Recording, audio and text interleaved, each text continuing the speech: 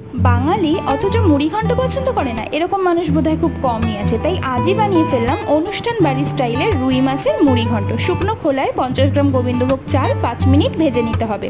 তারপর মাছের মাথাটাও খুব ভালোভাবে ফ্রাই করে নেব। কিছুটা গাঢ় লাল ভাব এলে মাথাটা তুলে সেই তেলেই তেজপাতা, দারচিনি, এলাচ ও কালারের জন্য কিছুটা চিনি ফোড়ন দিয়ে দিচ্ছি।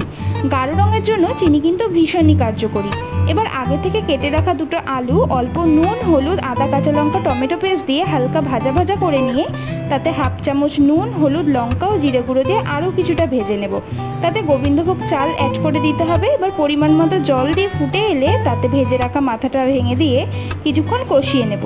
এরপর মিনিট 5 আরও কিছুটা জল দিয়ে ফুটিয়ে ওপর থেকে ঘি, গরম মশলা, চিনি ছড়িয়ে দিলেই রেডি দারুণ লোভনীয় এই রেসিপি।